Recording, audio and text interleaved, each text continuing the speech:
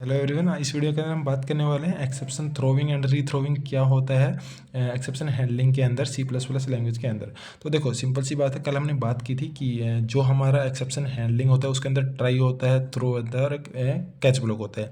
Try क्या करता है, जो कोड जिसके अंदर एरर आ सकता है, जिसमें हमें लगता है इसके अंदर एरर हो सकता है तो उसको हम ट्राई ब्लॉक के अंदर लिखते हैं। थ्रो क्या करता है, अगर एक्सेप्शन अकर होता है तो वो जो इन्फॉर्मेशन है, जो भी एरर आया है वो वहाँ पर फॉरवर्ड कर देता है कैच ब्लॉक के पास इन्फॉर्मेशन को, देन कैच ब्लॉक हैंडल करता है। तो देखो जो थ्रो हमारा फंक्शन है एक स्पेशल टाइप का, उसने जो चीज़ थ्रो की, जो एक्सेप्शन थ्रो किया उसको बोलते हैं थ्रोइंग द एक्सेप्शन।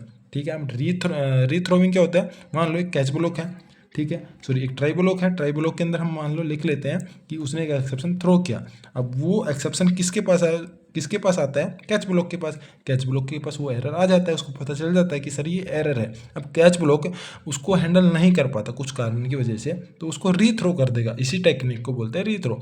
अब इसको हम देखते हैं कैसे हम कोड की तरफ कोड की हेल्प से कर सकते हैं। तो एक डेफिनेशन है, throwing and rethrowing exception is a part of exception handling, both are two type technique of handle the exception. अब देखो एक्सेप्शन क्या होता है, मैंने कल आपको इस वीडियो में बता दिया था। ये डेफिनेशन है, आप यहाँ पर से इसका एक स्क्रीनशॉट ले लें एंड उसके बाद हम आगे चलते हैं। ओके, तो अब हम आगे चलते हैं। थ्रोइंग एक्सेप्शन का क्या चीज़ है, देखो throwing the exception is a part of exception handling in which if we have an abnormal problem, or we can say exception occur, then we using the throw function we send the exception to catch block to handle the problem or the exception, and this process is called throwing exception। मतलब कोई error आ रहा है, unusual event आकर हो रहा है, उसको आप थ्रो कर रहे हो, कैच ब्लॉक तक पहुंचा रहे हो, सर ये दिक्कत आ रही है, मेरे को ये प्रॉब्लम आ रही है, आप इसको हैंडल कीजिए। ठीक है, उसको बोलते हैं थ्रो द एक्सेप्शन। अब उसके एग्जाम्पल क्या होते हैं, देखो स्टार्टिंग में हैज़ इंक्लूड, मैंने एक इनपुट आउटपुट की जो हेडर फाइल है उसको इंक्लूड किया। उसके बाद नेम स्पेस स्टैंडर्ड मैंने यूज़ कर रहा हूँ, एंड उसके बाद जो हमारा मेन फंक्शन है उसके अंदर दो वेरिएबल लिए एक्स एंड वाई, उनके अंदर वैल्यू असाइन कर दी। डिनोमिनेटर वाई होगा, उसकी वैल्यू 0 है। मुझे पता है यहाँ पर एक्सेप्शन हैंडल होगा, ये कोड एग्जाम्पल के लिए मैंने आपको समझाने के लिए लिखा है। तो यहाँ पर try sorry if and else condition मैं नहीं लगा रहा, मुझे पता है सर यहाँ पर सीधा सा कोड में एरर आएगा। ठीक है, तो मैंने लिखा साउट the divide of the X and Y is, एक स्टेटमेंट मैंने लिखी है जो प्रिंट होगी वहाँ पर, एक्स डिवाइड बाई वाई। मेरे को पता है सर 10 डिवाइड बाई 0 नहीं हो सकता, तो यहाँ पर क्या होगा, एक्सेप्शन आकर होगा। तो मैंने क्या किया, थ्रो, एंड उसका टाइप डिफाइन किया क्या, रन टाइम एरर। ये एक रन टाइम एरर है। उसके बाद उसके अंदर एक मैसेज पास किया, कैन नॉट डिवाइड बाई 0। ये भी एक तरीका है लिखने का, या तो आप डायरेक्ट मैसेज पास कर दो, या फिर आप साथ ही साथ बताओ कि कौन सा एरर है, रन टाइम एरर है, फाइल नॉट फाउंड है, या फिर उसके अलावा और भी अदर टाइप्स हैं, मैं आपको नेक्स्ट वीडियो में ज़रूर बताऊंगा। एंड उसके बाद जैसे ही ये कंडीशन रन होती है, उसके बाद कैच ब्लॉक पे आएगा रन टाइम एरर। मेरे को ये डिफाइन करना पड़ेगा किस टाइप का एरर एक्सेप्शन आगे से आ सकता है। उसके बाद सॉरी माय डियर फ्रेंड्स, कुछ प्रॉब्लम की वजह से यहाँ पर वीडियो स्टॉप हो गई थी।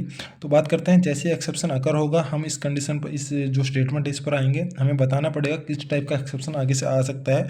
उसके लिए रन टाइम एरर जो टाइप है वो डिफाइन किया, एंड उसके बाद उसका एक वेरिएबल, एक ऑब्जेक्ट बना लिया ई। अब होगा क्या, जैसे ही ये स्टेटमेंट है थ्रो वाली ये रन होगी, उसके बाद रन टाइम एरर हमने डिफाइन टाइप डिफाइन किया, उसके साथ एक मैसेज भेजा। इसके सिमिलर टाइप का जो भी कैच ब्लॉक है उसके अंदर वो कंट्रोल आएगा। देन उसके बाद ई के अंदर जो ऑब्जेक्ट है इसके अंदर वो सारी चीज़ें जो मैसेज हमने पास किया वो आ जाएगा। अब देखो इसके अंदर हम सॉल्यूशन प्रोवाइड करेंगे। मैंने यहाँ पर एक स्टेटमेंट लिखी है, एक्सेप्शन कैच, एंड उसके बाद ई डॉट वट एक फंक्शन है, रन टाइम एरर को अंदर जो मैसेज हमने फॉरवर्ड किया, कैन नॉट डिवाइड बाई 0, इसको हैंडल करने के लिए। तो उसके बाद जैसे ही हमने ई डॉट वट लिखा, तो जो मैसेज है वो यहाँ पर मैंने कैच कर लिया, एंड एंडल से हमने ये स्टेटमेंट लाइन जो ख़त्म कर दी। तो ये एक सिंपल सा है, हमने एक एक्सेप्शन को थ्रो किया, इसको बोलेंगे थ्रोइंग द एक्सेप्शन। आउटपुट आपके सामने है, exception catch divide can not divide by 0। अब इसका ये एक्सप्लेनेशन है, आप यहाँ पर एक बार वीडियो को देख लें। ओके, तो अब बात करते हैं रीथ्रोविंग द एक्सेप्शन। अब रीथ्रोविंग क्या होता है, ये भी सिमिलर कॉन्सेप्ट है। ओके गाइस, हम बात करने वाले हैं रीथ्रोविंग एक्सेप्शन। अब ये सिमिलर कॉन्सेप्ट है एक्सेप्शन थ्रोविंग की तरह। होता क्या है, एक एक्सेप्शन आया, उसको हमने कैच ब्लॉक में कैच किया, उसके बाद कैच ब्लॉक कैपेबल नहीं है उसका सोल्यूशन देने के लिए, तो हमने उसको रीथ्रो कर दिया वहाँ पर उसी कैच ब्लॉक के अंदर, तो उसको बोलते हैं रीथ्रोविंग एक्सेप्शन। ये डेफिनेशन है, डेफिनेशन आप देख लें। टेक्निक होती है handle the exception in which when ever A catch block get the exception and it not able to handle it, then throw the exception to another catch block. Similar C simple C definition है, आप इसको देखकर याद रख सकते हैं, कोई बड़ी बात नहीं है। तो ये बेसिक सा स्टार्टिंग की डेफिनेशन है यूजिंग नेम स्पेस स्टडी। अब यहाँ पर हुआ क्या, मैंने फंक्शन बनाया जिसका प्रोटोटाइप वॉइड है, डिवाइड नाम का फंक्शन है, 2 पैरामीटर ले रहा हूँ मैं आगे से, दोनों इंटीजर टाइप के हैं, एक्स एंड वाई वेरिएबल के अंदर वो वैल्यू आएगी। उसके बाद एक काम करते हैं, पहले इसको समझते हैं, बाद में देखेंगे। ट्राई ब्लॉक के अंदर मैंने चेक किया जो डिनोमिनेटर है उसकी वैल्यू 0 तो नहीं है, 0 है तो थ्रो कर दें एक्सेप्शन को, ठीक है, विद ए मैसेज, टाइप नहीं बता रहे, विद ए मैसेज हमने सीधा सा एक्सेप्शन को थ्रो करना है, ठीक है। अगर वो वैल्यू 0 नहीं है तो हम यहाँ पर जो आउटपुट है वो प्रिंट कर देंगे, ठीक है। अगर 0 आ जा रही है तो उसके बाद जो कैच ब्लॉक है उसके अंदर वो मैसेज को कैच करेंगे। देखो यहाँ पर मैंने कांस्टेंट नहीं लिया, जो पिछली वीडियो में मैंने कांस्टेंट लिया था वो नहीं लिया, क्यों, क्योंकि मेरे को यहाँ पर इसको चेंज नहीं करना, मतलब मेरे को यहाँ पर शो नहीं करना, उसको चेंज करना नहीं करना, वो बाद में देखूंगा, ठीक है।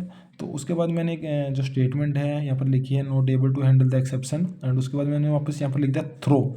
इसका मतलब होता है सर आप उसको रीथ्रो कर रहे हैं, किसको, जो एक्सेप्शन आपके पास आया उसको रीथ्रो कर रहे हैं, बाय दिस रीथ्रो द एक्सेप्शन, ठीक है। इस कीवर्ड से, इससे हम वापस से रीथ्रो कर रहे हैं एक्सेप्शन को जो हमारे पास आया है। मतलब क्या है, यहाँ पर जो एक्सेप्शन हमारे पास आया मैसेज के अंदर उसको हम रीथ्रो कर रहे हैं। अब होगा क्या, देखो मेन फंक्शन जैसे रन होगा, यहाँ पर मैंने कोड लिखा ट्राई डिवाइड 10/10, 2 वैल्यू पास करी 10 और 0, जैसे ही 10 किस में आएगा, 10 हमारे यहाँ पर x के पास आएगा एंड 0 y के पास, ये चेक करेगा y की वैल्यू 0 है, यस, तो ये थ्रो कर देगा डिनोमिनेटर नॉट 0, ठीक है।